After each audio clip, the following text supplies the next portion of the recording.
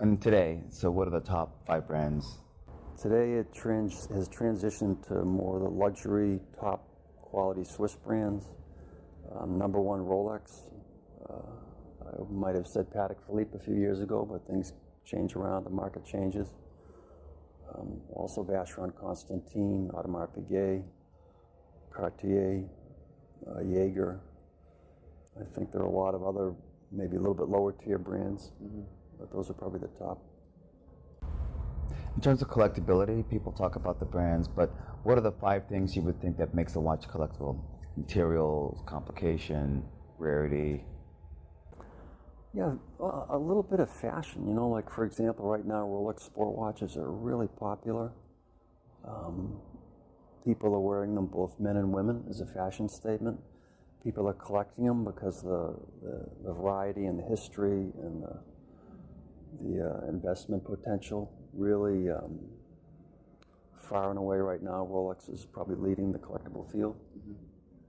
I think if someone's interested in that and they want to put some money into a watch, it's probably one of the best investments you can make.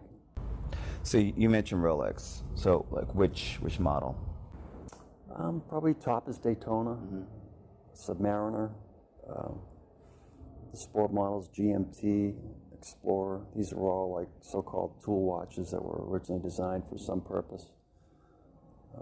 I myself collect watches from the 50s, mostly with box and papers, and not the real rare ones, the more common ones, because I think they have a lot of potential. They're rare and in nice condition. You know, eventually they'll have their day. Well, so people talk about, so you mentioned the Daytona. It's a great watch, but the Daytonas, they all pretty much look alike. Recently Rolex changed and put the Serichrome bezel, but you know, the prior 2 versions, one had the Zenith movement, the other has the Rolex in-house movement. Are to the normal person, they look the same. Yeah, but to the collector, there's many differences, Right. Many subtle differences. The numbers on the bezel, the printing on the face, the style of buckle and bracelet. Probably in a steel Daytona, there's maybe, I don't know, 8 or 9 variations now. Interesting. You know, and to the layman, it might look like there's only 2, white dial and black dial. But there are a lot of other variations. And some of the earlier ones, the first year of Zenith, where they had spacing in the dial between the print, very collectible now. People don't know that. That's interesting. Yeah. Yeah, it's an opportunity to find something good. You know, once in a while, or a sleeper, undervalued. So what about materials? So there's Daytonas in steel, but gold, rose. Yeah, it seems today steel is the most popular. Might not be the rarest, but everybody wants a steel one. I think some of the rarest are gold, and they're probably still a bit undervalued.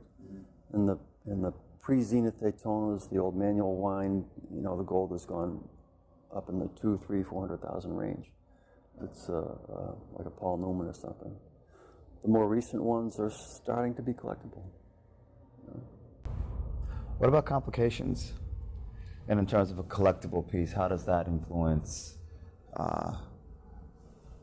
the desirability or the appreciation of a watch?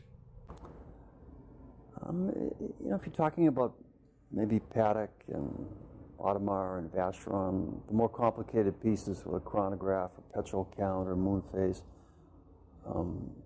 In earlier times, those were the watches that only someone very wealthy that really appreciated watches would invest in, so they're very rare. They're even rarer in great condition. They're really the top of the collectible field in Swiss brands. For Rolex, there was never too much in complications. They have the moon phase, which is extremely rare and very desirable. And today they have basically the automatics and the chronographs, a couple new models like the Sky Dweller. But the collectors usually start with a more simple version and then work their way into the complications as the budget grows. Correct. Makes sense. Makes sense. And the nice thing is you can always trade up what you bought before and get into a better and better piece.